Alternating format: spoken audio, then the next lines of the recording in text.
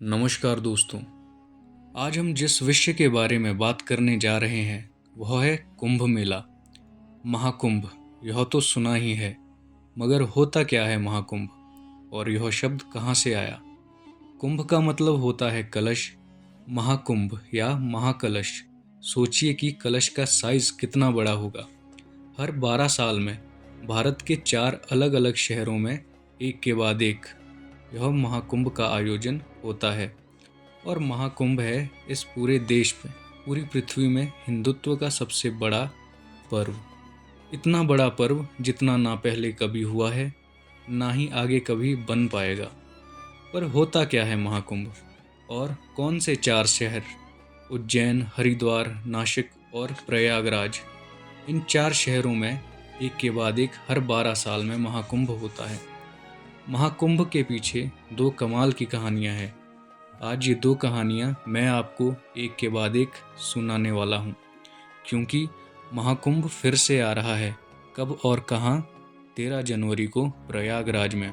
इस बार नंबर प्रयागराज का है और 13 जनवरी से वहाँ कुंभ मेला शुरू हो रहा है, जिसमें हर नागा साधु, हर अघोरी, हर मठाधीश, हर बड़े मंदिर के संत महात्मा, हर ऋषि मुनि, हिंदुत्व को मानने वाला हर एक रक्षक वहाँ जमा होगा। महाकुंभ की 2 कहानियों में एक कहानी है सर्पों और गरुड़ देव के बीच की। एक ऋषि थे जिनका नाम था ऋषि कश्यप। उनकी 2 पत्नियां थी जो आपस में बहनें थी।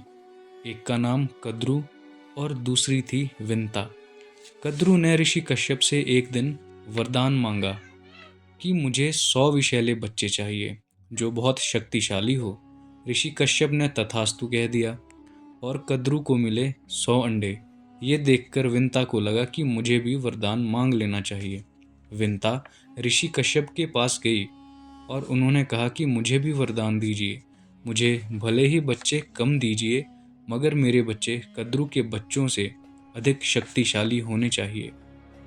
ऋषि कश्यप ने कहा तथास्तु, और विंता को मिले 2 बड़े अंडे।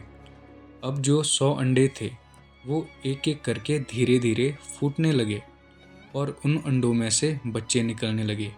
कौन से बच्चे? सांप। पूरी दुनिया में जितने सर्प है उन सब की माँ कद्रू को माना गया है।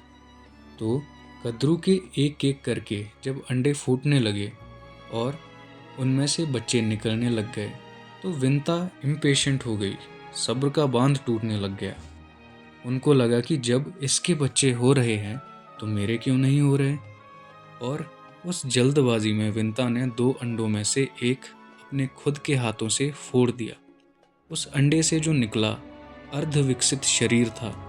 एक ऐसा शरीर जो ऊपर से कमर तक बना था, पर कमर से नीचे तैयार होना बचा था। वह तुरंत हवा में उड़ा और नाराजगी से अपनी माँ विंता से कहा, ये गलती जो आपने मेरे साथ की है वो दूसरे अंडे के साथ मत कीजिएगा, सब्र रखिए। और उड़ गया। समय के साथ जब दूसरा अंडा फूटा तो उससे पक्षी का चेहरा, बाज का चेहरा लेके एक इंसान पैदा हुआ जो कि उड़ सकता था, और उसका नाम रखा गया गरुड़। उसका बड़ा भाई जो पहले निकल गया था आधे शरीर के साथ, उसका नाम पड़ा अरुण। और अरुण आज की डेट में सूर्यदेव का सारथी है, जो सूर्यदेव के 7 घोड़ों को चलाता है। जब तक गरुड़ बाहर आया तब तक माँ विंता कद्रू और उसकी 100 संतान सांपों की दासी हो चुकी थी। गरुड़ को ये देखकर अच्छा नहीं लगा। गरुड़ गया और उन सब से पूछा, मैं क्या करूं कि मेरी माँ को तुम दासित्व से मुक्त कर दो। और सबने कहा कि वैकुंठ धाम से अमृत कलश ला के दे दो। कलश कुंभ, जिसमें अमृत रखा है, उसको कहते हैं अमृत कलश। उन्होंने कहा ठीक है, मैं कुछ भी करके तुम लोगों को वो कलश दे दूंगा, जिसके बाद तुम लोग मेरी माँ को दासित्व से मुक्त कर दोगे। ये कॉन्ट्रैक्ट डन हो गया। और उसके बाद गरुड़ उड़ के गए वैकुंठ धाम, और वैकुंठ धाम से अमृत कलश उठा दिया। इंद्रदेव, सूर्यदेव, जितने शक्तिशाली देव थे सब गरुड़ का रास्ता रोकने लगे। लेकिन गरुड़ इतने शक्तिशाली थे कि एक एक करके उन्होंने सबको हरा दिया। ये बात पहुंची विष्णु जी के पास। जब देव भागते हुए उनके पास गए और बोले कि अनर्थ हो जाएगा अगर ये अमृत कलश गलत हाथों में चला गया।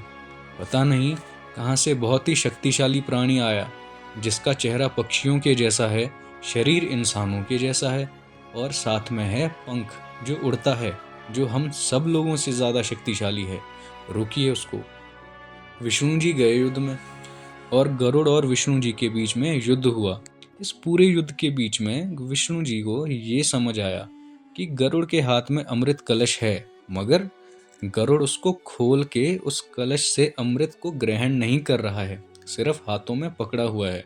तो फिर विष्णु जी ने उससे पूछा कि क्यों चुरा रहे हो, इसको लेके कहाँ जाने की कोशिश कर रहे हो, और अमृत कलश खुद जब तुम्हारे हाथों में है तो उसको ग्रहण क्यों नहीं कर लेते। तब गरुड़ ने पूरी व्यथा बताई कि वो अपनी माँ को मुक्त कराने के लिए ले जाना चाहता है। विष्णु जी ने कहा कि ठीक है, मैं एक शर्त पे तुमको ये अमृत कलश ले जाने दूंगा।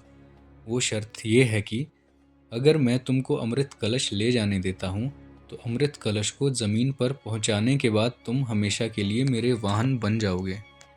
गरुड़ ने इस शर्त को मान लिया। जैसे ही गरुड़ उस अमृत कलश को ले जाकर जमीन पर रखे, विष्णु जी ने मायावी शक्ति से उस कलश को वहां से गायब कर दिया।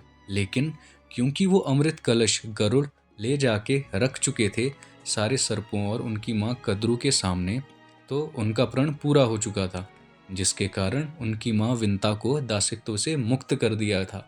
लेकिन कलश और अमृत सबको नहीं मिल पाया। ये है पहली कहानी अमृत कलश की। क्योंकि ये माना जाता है कि जब विष्णु और गरुड़ आपस में युद्ध कर रहे थे तो उस कलश से अमृत की कुछ बूंदें पृथ्वी पर गिरी, और माना जाता है वो 4 जगह जहां अमृत की बूंदें गिरी वही वो 4 जगह है जहां आज महाकुंभ होता है। उज्जैन, हरिद्वार, नासिक और प्रयागराज। दूसरी कहानी जुड़ी हुई है समुद्र मंथन से। समुद्र मंथन जिसमें एक तरफ सारे देव खड़े थे और दूसरी तरफ सारे असुर। कुर्म अवतार में विष्णु जी खुद कछुए के रूप में उसके एक्सेस बने हुए थे और पर्वत को मथा जा रहा था। एक एक करके चीज़ें निकल रही थी और निकलते निकलते अमृत कलश लेके निकले धन्वंतरी। जब धन्वंतरी के हाथ में अमृत कलश देखा गया तो असुर उसको धन्वंतरी से छीनना चाहते थे और देवों को तो वो चाहिए ही था। उस पूरे खींचाकशी में ये पूरे अमृत कलश को लेकर देवगण दौड़े बचाने के लिए।